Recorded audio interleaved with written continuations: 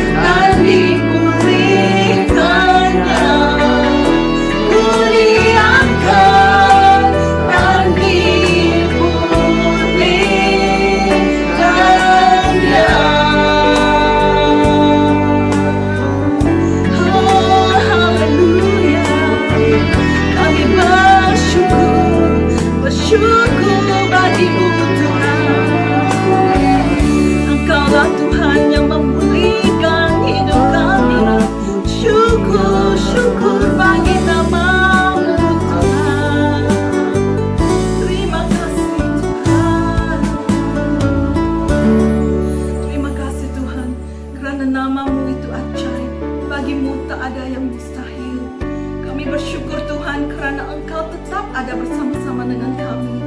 Oh Tuhan, firman-Mu itu adalah ya dan amin. Ini yang kami pegangkan di dalam hidup kami. Syukur bagi nama-Mu Tuhan. Kami kembalikan Tuhan setiap penyembahan kami di dalam nama Tuhan Yesus Kristus yang Maha Kuasa. Amin. Puji Tuhan dan Tuhan berkati. Shalom dan selamat pagi kepada jemaat Tuhan.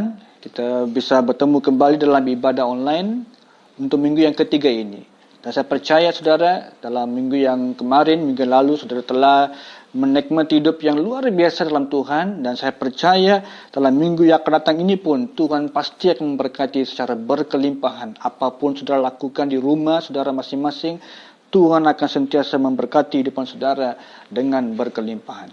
Amen. Saya percaya kamu sudah menikmati walaupun dalam keadaan lockdown di rumah masing-masing, adanya persekutuan indah bersama keluarga. Pertama, kedua, bersama dengan Tuhan, saudara bisa bergaul dengan Tuhan, boleh berkomunikasi dengan Allah, dan boleh membaca firman Tuhan supaya hidupan saudara diperkuatkan dari hari ke hari, supaya kita boleh juga ambil waktu untuk berpuasa dan berdoa untuk mencari kehendak Tuhan dalam hidupan kita ini. Amen. Tetapkan iman-iman saudara dalam hidupan saudara supaya tidak menyerah kalah, karena Tuhan itu tetap baik dan tidak pernah berubah. Ini merupakan pertama kali dalam hidupan saya di Malaysia sebagai anak Malaysia. Ini adalah pertama kali saya mengalami perkara seperti lockdown ini dan tinggal di rumah, berkurung di rumah ini.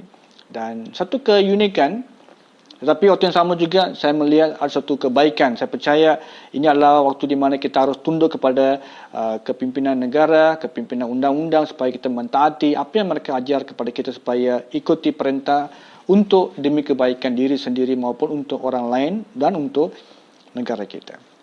Mungkin dalam situasi ini kita ada pelbagai persoalan. Mengapa hal ini terjadi? Di mana Tuhan? Jadi saya mau katakan saudara bahwa segala hal ini berlaku juga adalah satu tanda-tanda tentang akhir zaman. Saudara, kita harus bersiap sedia. Bersiap sedia untuk menyambut kedatangan Tuhan kali kedua ini. Bersiap untuk dipakai Tuhan. Saya percaya Tuhan tidak pernah hilang. Tuhan bukan missing. Tuhan tidak hilang. Tuhan ada dari depan kamu dan dari depan saya untuk memberkati dengan berkelimpahan. Amen. Harapan masih ada dalam Tuhan. Harapan dalam Yesus. There is a hope. There is a hope. Jadi pegang kepada Tuhan. Jangan menyerah kalah. Saya mau bawa kamu kepada 2 Samuel pasal yang ke-6. Ia menceritakan satu pengalaman di mana Daud ini punya kerinduan besar untuk membawa tabut Allah ke Yerusalem. Saudara, dalam perjanjian lama diceritakan bahwa setiap kali tabut ini melambangkan tentang hadirat Tuhan. Kata lain, saudara, pada hari ini kita memahami bahwa hidupan kamu dan saya tidak ada tabut Allah secara fizikal, tetapi kita miliki Roh Kudus bersama dengan kita hari ini. Amin. Berarti Tuhan menyertai hidupan kita. Itu melambangkan hadirat Tuhan bersama kita ini. Dan apa yang terkandung dalam tabut perjanjian? Kalau baca dalam Ibrani 9 ayat 4, ini kata firman Tuhan, dikatakan, di situ terdapat mezbah pembakaran, ukupan dari emas, dan tabut perjanjian yang seluruhnya disalut dengan emas. Di dalam tabut perjanjian itu tersimpan buli-buli emas berisi mana, tongkat Harun yang pernah bertunas, dan lolo batu yang bertuliskan perjanjian. Saudara, ini merupakan 3 perkara ini penting untuk bangsa Israel memperingat tentang kesetiaan Tuhan kepada bangsa Israel. Yang pertama. Kedua, mereka perlu mengingati bahwa Tuhan membuat mujizat demi mujizat kepada mereka selama 40 tahun di padang gurun. Dan 3 perkara, roti mana, tongkat Harun, dan juga tentang loh batu ini melambangkan tentang prinsip-prinsip yang Tuhan mulai mentanamkan dalam hidupan bangsa Israel sebelum mereka memasuki tanah Kanaan, yaitu tanah perjanjian. Dan dalam hidupan saya dan kamu juga kita boleh memiliki prinsip-prinsip ini. Kita perlu pegang kepada firman Tuhan. 2 Samuel 6, saya mau hanya baca ayat yang ke-11. Ini kata firman Tuhan, dikatakan bahwa 3 bulan lamanya tabut Tuhan itu tinggal di rumah Obed-Edom, orang Gad itu. Dan Tuhan memberkati Obed-Edom dan seisi keluarganya. Kita mau melihat pada pagi hari ini, apa yang akan terjadi kalau Tuhan ada bersama dengan kita. Saya ulang kembali, kita akan melihat pada pagi hari ini apa yang akan berlaku kepada hidupan saya dan kamu kalau Tuhan tinggal di dalam hidupan kita ini. Coba kita lihat dalam Injil Yohanes 14 ayat 27. Dia katakan firman Tuhan seperti ini. Damai sejahtera ku tinggalkan bagimu. Damai sejahtera ku berikan kepadamu. Dan apa yang ku berikan tidak seperti yang diberikan oleh dunia kepadamu. Janganlah gelisah dan gentar hatimu. Yang pertama, bila Tuhan hadir atau bila Tuhan tinggal dalam hidupan kamu dan saya, yang pertama kita menikmati, kita memperoleh damai Tuhan kepada kita. Allah memberkati damainya kepada kita. Allah mencurahkan damai Allah kepada hidupan saya dan kamu hari ini. Dan di sini kata Yesus kepada kita ini, janganlah gelisah. Janganlah juga gentar hatimu. Sebab damaiku kuberikan kepada kamu. Saudara, dalam hidupan saya dan kamu pada hari ini, kita perlu menikmati segala berkat Tuhan. Sebab apa? Bila Tuhan tinggal dalam hidupan kamu dan saya ini, kita ada itu damai Allah. Amin. Haleluya. Saudara, kalau baca pasal 6 ini dikatakan bahawa, saudara, bila Daud punya kerinduan besar ini membawa kembali tabut Tuhan ke Yerusalem, dia mengambil pelbagai langkah-langkah. Tapi dia gagal membawa tabut ini ke Yerusalem. Atas kesilapan-kesilapan Daud, kita perhatikan bahawa dalam ayat ini mengatakan bahawa Tuhan menghukum Uzza yang cuba menahan tabut Allah daripada jatuh ke bawah. Dan Tuhan menghukum. Karena hukuman ini, Daud begitu marah dengan Tuhan. Daud juga takut kepada Tuhan. Dan lepas hal ini terjadi, apa yang Daud lakukan, dia mengantar tabut Allah ini ke rumah Obed-Edom. Ditinggalkan di situ, Daud pulang. Saudara, tentang tabut Allah ini artinya adalah tentang hadirat Tuhan yang menyertai setiap antara kita hari ini. Karena kata Alkitab, di mana ada roh, di situ ada kemerdekaan. Amin. Saya baca untuk kamu 2 Korintus 3 ayat 17 dikatakan, sebab Tuhan itu roh. Di mana ada roh Allah, di situ ada kemerdekaan. Amin. Bila katakan kemerdekaan berarti adanya satu ketenangan, satu kebebasan, satu kemerdekaan yang luar biasa, total. Berkat yang Tuhan yang berikan adalah satu berkat yang sempurna sekali. Jadi, saya dan kamu tidak boleh mensia-siakan sebab saya dan kamu menikmati berkat Tuhan kata dalam bentuk kedamaian Allah mulai meresapi hati saya dan pikiran saya dan saya akan hidup dengan tenang. Kita akan hidup dengan tenang. Dan satu kelompok manusia mereka menaiki satu sampan yang besar, kapal yang besar menuju ke satu arah yang berlainan.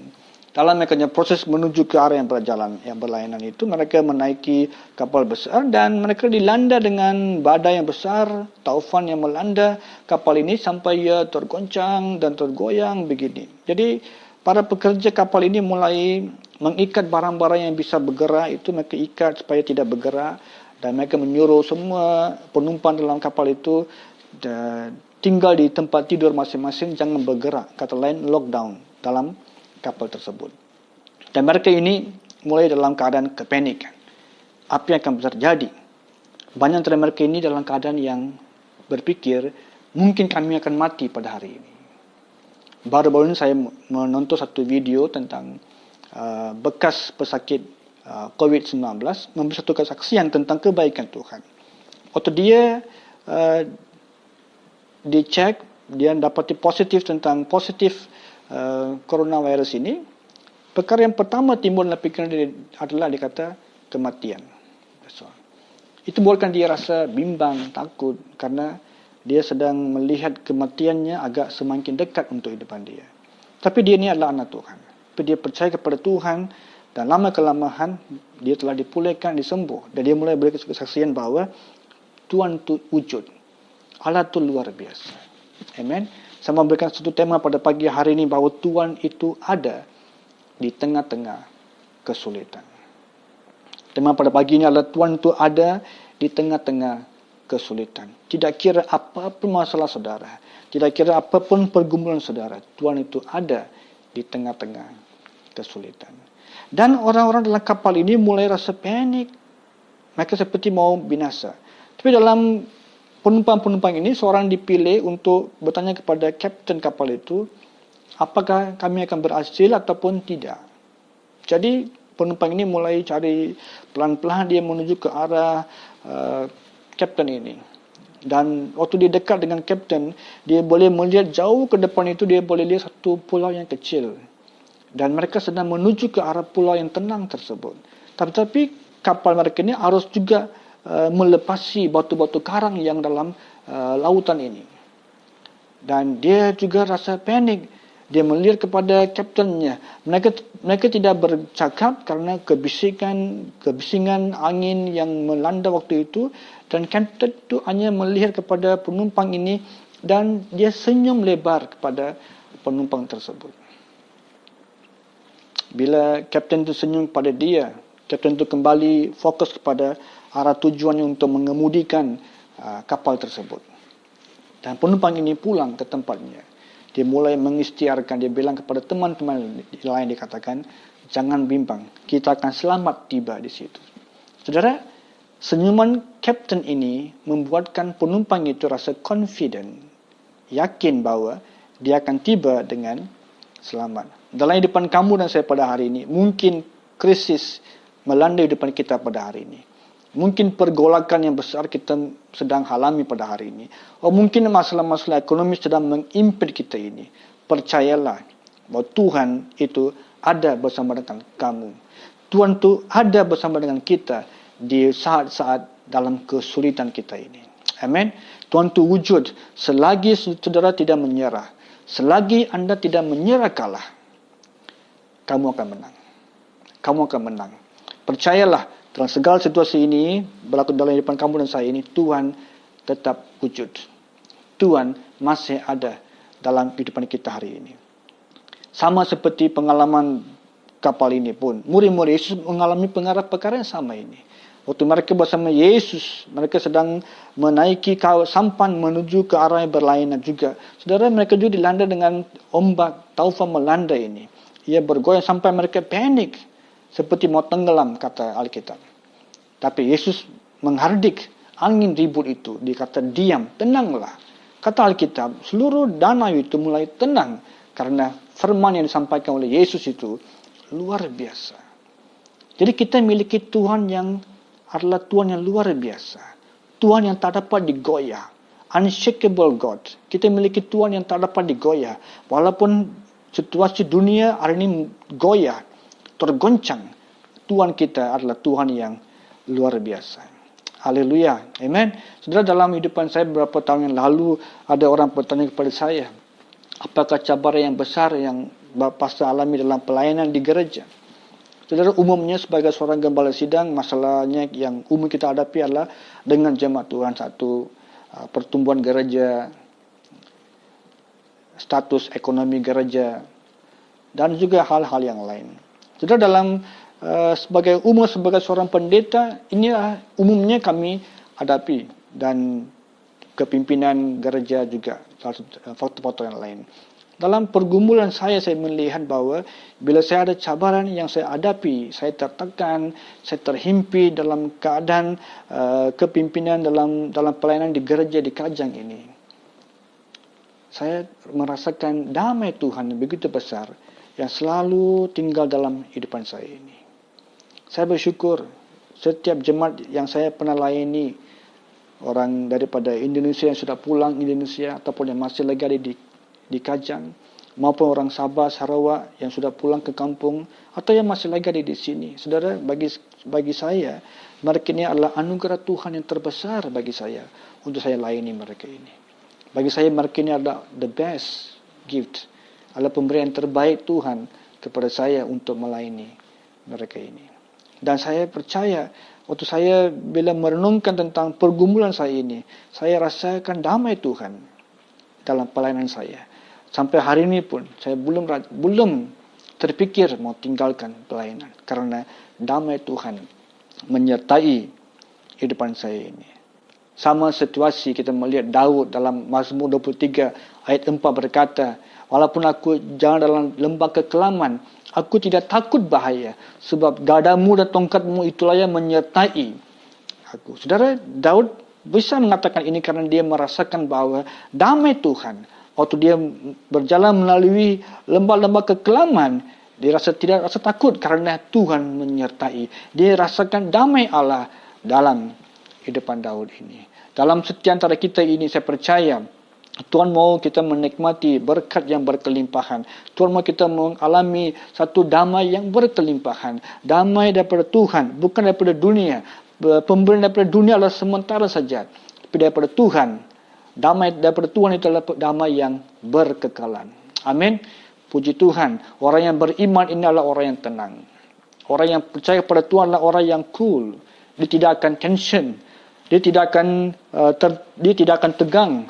Orang yang beriman pada Tuhan ini dia akan tenang walaupun situasi kelilingnya tidak tenang.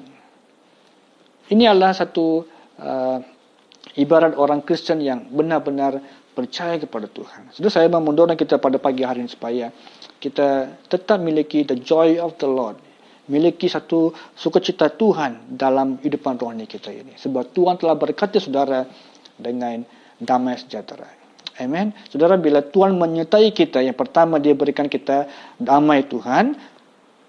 Selain daripada damai Tuhan, yang kedua juga Tuhan memberi kita kekuatan yang baru. Bila Allah menyertai kita, bila Tuhan ada, kita memperoleh damai Tuhan. Pertama, kedua, kita memperoleh kekuatan yang baru. Kita baca Yesaya 40 ayat 31. Tetapi orang-orang yang menanti-nantikan Tuhan akan mendapat kekuatan baru. Mereka seumpama Raja Wali yang naik terbang dengan kekuatan sayapnya. Mereka berlari dan tidak menjadi lesu. Mereka berjalan dan tidak menjadi lelah. Saudara, ini adalah kondisi orang yang menantikan Tuhan. Orang yang menunggu Tuhan. Orang yang tidak menyerah kalah. Ini adalah kondisi orang yang pantang menyerah kalah. Sebab mereka ini memiliki kekuatan baru. Mereka dapat berjalan. Mereka boleh berlari sebab mereka ada berkat yang berkelimpahan. Mereka boleh merasakan satu berkat Tuhan yang luar biasa. Hidupan Obed-Edom ini diberkati Tuhan.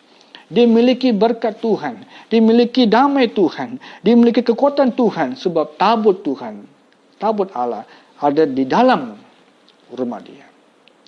Jadi kata lain, kesilapan Daud yang jelas sekali adalah Daud tidak membawa orang-orang Lewi untuk mengangkat tabut Tuhan. Daud tidak memberikan korban kepada Tuhan. Daud juga tidak meminta apakah ini kehendak Tuhan untuk mengambil tabut Allah. Ini ada beberapa kesilapan yang Daud lakukan. Tapi kalau kita baca bab-bab yang sebelumnya, saudara kamu perhatikan, setiap kali sebelum Daud pergi berperang, diminta Tuhan dulu. Diminta pandangan Tuhan, apakah saya harus pergi Tuhan? Tapi pasal yang ini, 6 mengatakan, Daud tidak minta pandangan Tuhan. Daud tidak minta pandangan Tuhan, tapi Daud terus bergerak untuk mengambil tabut Allah daripada tempat lain ke Yerusalem. Ini adalah satu kesilapan yang Daud lakukan. Dalam perjanjian lama, tabut Allah sangat signifikan. Kenapa? Tabut Allah melambangkan satu aliran Tuhan. Kemana mereka pergi berperang, mereka membawa tabut Allah ini bersama mereka ini. Supaya Tuhan mendahului mereka. Agar Tuhan berperang bagi mereka ini. Yang pertama. Kedua, tabut Allah ini juga mereka pakai waktu mereka menyeberang sungai Yordan untuk masuk tanah perjanjian. Tabut Allah ini yang pertama-tama menyeberang sungai Yordan. Untuk membiarkan bangsa Israel ikut di belakang. Jadi kata lain, tabut Allah ini sangat signifikan. Sangat penting untuk orang-orang Israel. Dan saya bilang, tabut Allah ini melambangkan hadirat Tuhan pada hari ini. Jadi kita perlu belajar bahawa kita perlu menikmati, kita perlu memiliki hadirat Tuhan dalam hidup kita pada hari ini. Dan saya percaya orang yang menantikan Tuhan, orang yang menunggukan Tuhan ini tidak akan menyerah kalah. Dia memperoleh kekuatan baru hari ke hari. 3 bulan tabut Allah bersama dengan Obed-Edom ini. Kata Alkitab, dia diberkati oleh Tuhan. Bagaimana kita boleh memperoleh kekuatan baru? 3 perkara yang saya beri kepada kamu. Bagaimana kita boleh memperoleh kekuatan baru? Yang pertama, kalau baca dalam 2 Korintus 12:9 dikatakan seperti ini. Tetapi jawab Tuhan kepadaku, cukuplah kasih karuniaku bagimu. Sebab justru dalam kelemahanku lah kuasamu menjadi sempurna. Yang pertama, bagaimana kita bisa memperoleh kekuatan baru? Pertama, bila kita mengaku keterbatasan kita. Bila kita mengaku keterbatasan kita. Saya dan saudara perlu mengakui kita tidak boleh buat banyak perkara. terbatas kemampuan kita. Sebagai manusia, kita punya kekuatan terbatas. Tuhan itu adalah Tuhan El Shaddai, Allah yang maha berkuasa, unshakable God, Tuhan yang tak dapat digoyah sama sekali. Amin. Yang pertama, untuk memperoleh kekuatan baru, saudara harus mengakui akan kelemahan-kelemahan saudara. Yang kedua, kita perlu juga utamakan Tuhan. Baca Yeremia 17 ayat 7. Ini kata firman Tuhan. Diberkatilah orang yang mengandalkan Tuhan, yang menaruh harapannya pada Tuhan. Saudara, ini adalah situasi orang yang percaya 100% kepada Tuhan. Dalam apa situasi pun, dalam keluarga, dalam pendidikan, dalam ekonomi kita ini, mengandalkan Tuhan. Percaya kepada Tuhan, sebab Dia luar biasa. Saudara, dalam kehidupan setia antara kita ini, kadang-kadang kita lalui satu proses pembentukan. Dan setiap kali proses ini menyakitkan, karena proses pembentukan adalah satu proses yang sangat bagus, menolong kita untuk mendengar firman Tuhan, dan iman kita diperkuatkan, dan karakter kita mulai didesain kembali mengikut rencana Tuhan. Jadi sebagai umat yang percaya, kita perlu belajar untuk utamakan Tuhan. Ia menyakitkan, tapi ia untuk kebaikan saudara dan saya, untuk hari-hari yang akan datang. Yang ketiga, saudara, kita perlu mengizinkan Allah mendahului kita. Kita perlu mengizinkan Tuhan mendahului kita. Ulangan 31 ayat 8 dikatakan seperti ini. Sebab Tuhan, Dia sendiri akan berjalan di depanmu. Amin. Biarlah Tuhan akan mendahului kita. Biarlah Tuhan akan memimpin kita. Tidak kira apa situasi pun, biar Allah yang mendahului depan kita ini. Biar Tuhan bekerja. Biar Tuhan menjamah depan saudara. Karena itu dalam Injil Matius 6:34 kata Yesus kepada kita ini, jangan khawatir akan hari esok. Jangan bimbang tentang hari esok, karena hari esok ada masalah yang tersendiri, kata Yesus. Percayalah, hari esok akan Tuhan memimpin saudara. Hari ini pun biar Allah mendahului saudara. Dalam segala kehidupan kita ini, biar Tuhan memimpin kita ini. Kita diberikan kekuatan baru untuk membuat perkara-perkara yang indah untuk Tuhan. Makanya dalam Filipi 4:13, ini kata Paulus kepada kita, dikatakan, segala perkara dapat kutanggung dalam Dia yang memberi kekuatan kepadaku. Haleluya, amen. Tuhan masih ada di tengah-tengah kesulitan, amin. Tuhan masih wujud di tengah-tengah kesulitan. Tidak kira apapun masalah saudara pada pagi hari ini. Serah kepada Tuhan. Dia menyertai, Dia akan memberi kita penghiburan, kekuatan yang baru. Karena itulah Dia mengutus Roh Kudus kepada murid-muridnya. Bila baca Kisah Para Rasul pasal 2, dikatakan hari Pentakosta. Bila Yesus meninggalkan murid-muridnya, dibilang, nantikan janji Bapa. Tunggu di Yerusalem. Bila Roh Kudus datang mengurapi saudara semua ini. Dan saat Roh Allah mengurapi mereka semua ini. Bila Roh Kudus datang pada bab 2 Kisah Para Rasul ini. Murid-murid Yesus menjadi satu generasi yang luar biasa hebat.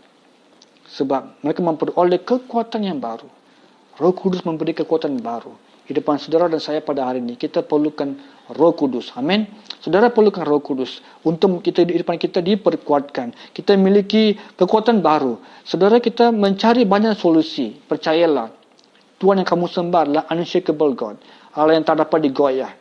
Tidak kira saudara menemukan solusi atau enggak, percayalah, Tuhan sedang memberi kamu kekuatan baru untuk melihat dengan mata iman kita. Amin. Puji Tuhan, bergerak dengan kekuatan baru.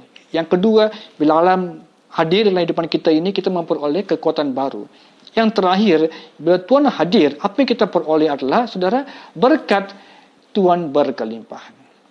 Kembali kepada 2 Samuel 6, dalam ayat, kata di sini ayat yang ke-11 mengatakan, 11, 3 bulan lamanya, tabut Tuhan tinggal di rumah Obed Edom, dan Tuhan memberkati dia dan seisi rumahnya.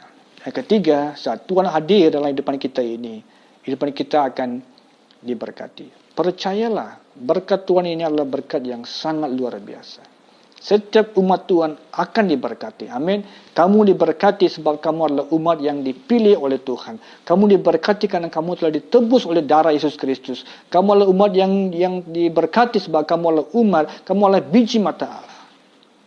Yakinlah bahwa dalam segala situasi kita ini, kita mau utamakan Tuhan. Amen. Apakah pada hari ini Yesus dalam hidupan kamu? Apakah Yesus dalam family kita masing-masing? Dalam kuliah kita? Dalam pendidikan atau dalam career kita ini? Apakah kita meletakkan Tuhan di tempat yang terutama? Pikirkan sebentar. Dalam hidupan kamu dan saya pada hari ini, apakah Tuhan di tempat yang terutama? Dikatakan tabut Allah melambangkan hadirat Tuhan. Pada hari ini Roh Kudus ada dalam hidupan kita. Itu melambangkan hadirat Tuhan pada hari ini. And you are the walking Bible. Kamu adalah Alkitab yang berjalan. Berarti kita menonjolkan, kita menunjukkan karakter Kristus. Kita hidup seperti Kristus dalam perkataan kita, dalam tindakan kita ini. Kita mempromosikan siapa itu Yesus sebenarnya. Tidak perlu buat penginjilan besar-besaran. Just through your lifestyle. Hanya melalui hidupan saudara. You are the walking Bible. Saudara boleh membawa orang lain kepada kebenaran firman Tuhan. Jadi, pertengkaran, menyimpan dendam, unforgiveness, tidak boleh mengampuni orang lain, kebencian, pergaduhan. Saudara, ini semua bukan ajaran firman Tuhan. Sekiranya kita masih memiliki karakter seperti ini, kita harus bertobat. Amin. Kita harus bertobat. Tinggalkan kejahatan. Kata firman Tuhan, balaslah kejahatan dengan kebaikan. Amin. Balaslah kejahatan dengan kebaikan. Percayalah Tuhan akan mencukupkan. Berkat Tuhan cukup luar biasa. Perhatikan dalam bangsa Israel selama 40 tahun ini. Tuhan begitu memperhatikan. Mereka diberkati dengan luar biasa. Saudara, Tuhan itu sungguh luar biasa. Tuhan memperhatikan segala keperluan ini. Selama 40 tahun ini bangsa Israel melawan Tuhan. Memberontak. Mereka melawan kepimpinan Musa. Mereka melawan sesama sendiri. Tuhan tetap setia. Segala keperluan mereka seharian. Makan, minum, tempat tinggal, Allah mempersiapkan. 40 tahun, dia berikan mereka roti mana. 40 tahun, dengan tiang awan api dan tiang awan, Allah melindungi mereka. Selama 40 tahun, Tuhan mencukupkan. Kata lain, dia adalah Jehovah Jireh. Dia membekalkan segala keperluan. Kata lain, dia memberkati hidupan saya dan kamu secara berkelimpahan. Jadi percayalah bahwa Tuhan akan memberkati kita dengan berkelimpahan. Dalam Filipi 4:19 dikatakan seperti ini. Allahku, aku memenuhi segala keperluanmu menuruti kekayaan dan kemuliaannya dalam Kristus Yesus. Haleluya. Saudara, Tuhan akan mencukupkan segala yang kita perlukan menurut kekayaan dan kemuliaannya. Haleluya. Segala yang saudara perlukan, dia akan mencukupi. Saudara, mungkin pada waktu sekarang kita dalam keadaan tidak boleh buat bisnes. Mungkin ekonomi kita agak tergoncang pada hari ini. Percayalah, percayalah, percayalah. Jangan bimbang hatimu. Percayalah bahwa Tuhan itu Jehovah Jireh. Tuhan itu memberkati umatnya. Tuhan yang menjanjikan adalah Allah yang setia. Haleluya. Amen. Saudara, bila Daud mendengar kabar, dalam ayat yang ke-12 mengatakan, diberitahulah kepada Raja Daud demikian, Tuhan memberkati seisi rumah Obed-Edom dan segala yang ada padanya karena tabut Allah itu. Allah memberkati. Orang menyampaikan kepada Daud, Daud, semua yang ada di tempat rumah Obed-Edom diberkati Tuhan sebab tabut Allah ada di dalam rumah dia itu. Wow, itu membuatkan Daud rasa begitu bersorak-sorai dan dia bersemangat lagi untuk bawa kembali tabut ini kembali ke Yerusalem. Nah, sekarang dia menggunakan hukum yang ataupun ajaran firman Tuhan yang sebenarnya. Dia menyuruh para orang suku Lewi mengangkat tabut Allah. Dan kata Alkitab, setiap 6 langkah mereka berjalan, dia berikan korban kepada Tuhan, korban kesyukuran, korban pujian, korban penghormatan kepada Allah. Setiap 6 langkah mereka berjalan, para pengangkat tabut Allah ini, dia berikan korban kepada Tuhan. Dan Daud juga memakai baju imam efod. Ia melambangkan sebagai seorang imam, hanya imam yang boleh berikan persembahan korban kepada Tuhan. Kita adalah imamat rajani, kata 1 Petrus 2:9. Kitalah imamat rajani, bangsa yang kudus, bangsa yang terpilih. Daripada kegelapan kepada terang yang ajaib. Telah kita diambil oleh Tuhan. Kamu ditebus sebab kitalah umat yang luar biasa indah. Allah mau memberkati hidupan kita ini. Tetapi berkat Tuhan ini bukan datang dengan easy. Dengan miliki kehidupan yang berfoya-foya. Kita mabuk, kita berjudi, kita berzina. Saudara, dengan gaya hidup seperti ini, berkat Tuhan tidak akan sampai kepada kita ini. Orang Kristian yang memiliki karakter seperti ini, jangan menunggu berkat Tuhan, karena berkat Tuhan tidak akan sampai kepada saudara. Tapi orang yang percaya Tuhan, orang yang menantikan Tuhan, orang yang hidup dalam kekudusan Allah, orang seperti ini akan diberkati Tuhan. Secara finishing well, kata lain, menyelesaikan dengan baik. Dalam kehidupan kita sebagai seorang Kristen, kita ada perlumbaan-perlumbaan rohani. Mungkin dalam kehidupan rohani kita memulakan dengan baik. Tapi di pertengahan jalan, kita mulai gagal. Banyak orang pemilik kilang-kilang besar, manager atau MD, sukses, tapi membunuh diri. Banyak yang pekerja sebagai CEO bercerai.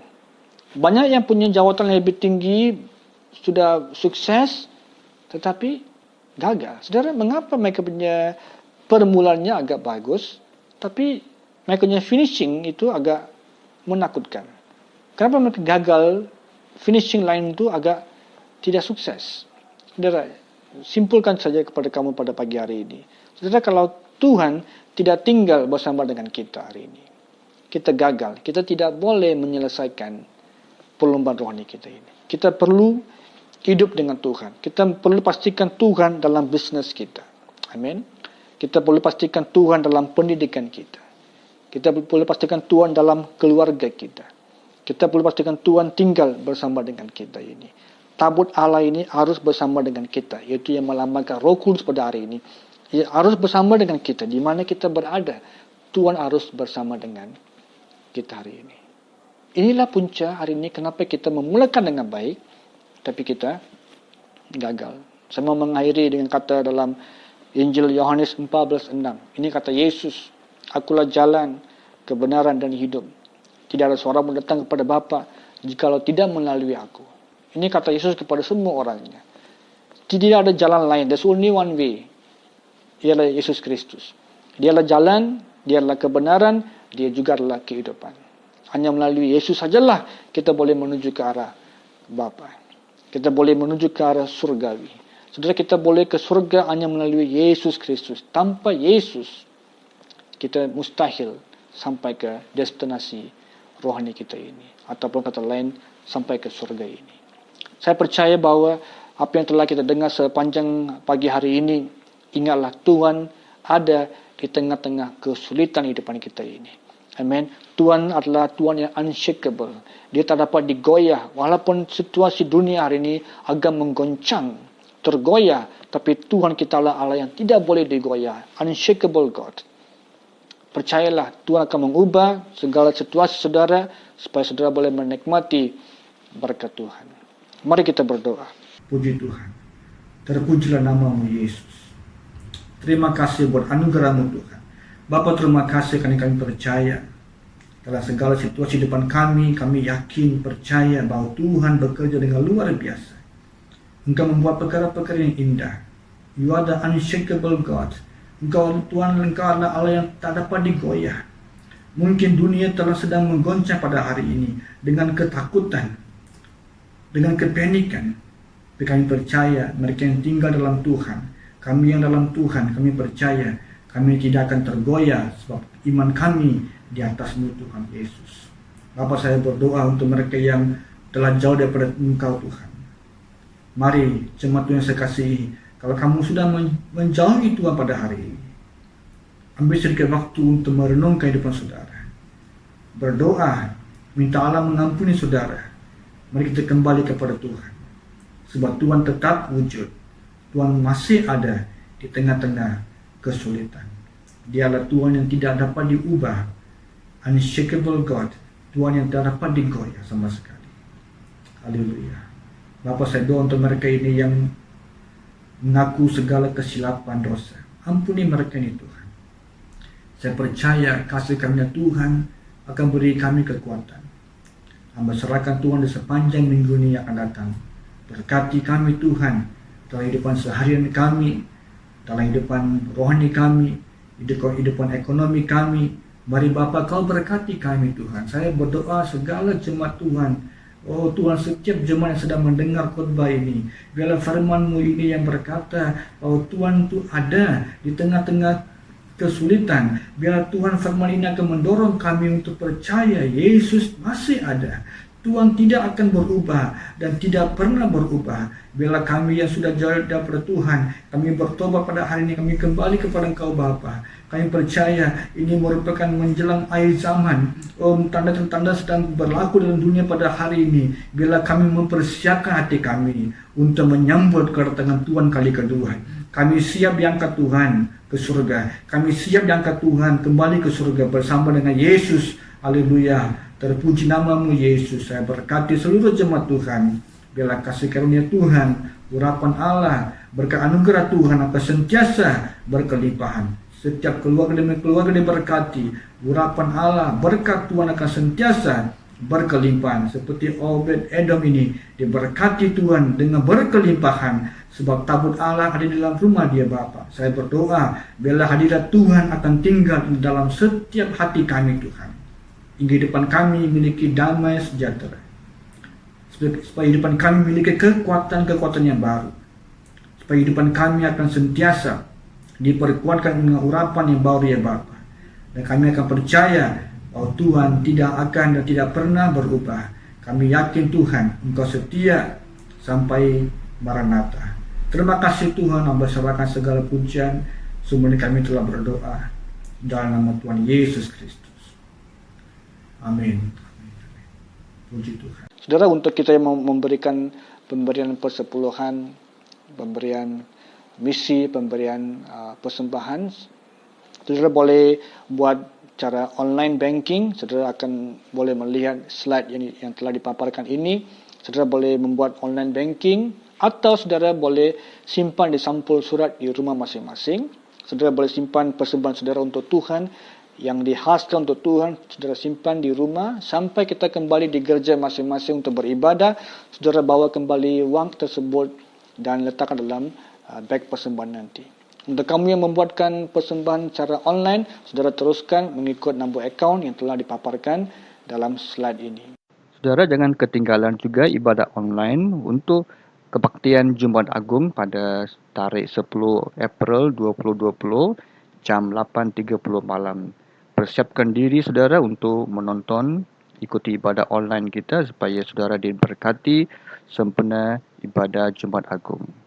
Dan waktu yang sama saudara juga persiapkan diri untuk ibadah Paskah kita tarikh 12 April 2020 jam 10 pagi. Ibadah ini adalah ibadah pagi seperti biasa dan kita juga akan adakan perjamuan kudus dalam ibadah tarikh 12 April ini. Dan saudara, ini adalah ibadah online, jadi saya mau meminta setiap jemaat kita di sana supaya mempersiapkan roti atau biskut dan minuman anggur supaya saudara mempersiapkan waktu perjamuan kudus diadakan dalam ibadah online tersebut. Jadi kita boleh bersama-sama merenungkan segala kebaikan Tuhan dan kita boleh mengambil waktu untuk menghargai segala kasih Tuhan dalam ibadat Paskah dalam perjamuan kudus ini. Puji Tuhan, Tuhan memberkati. Jumpa lagi pada minggu hadapan. God bless you.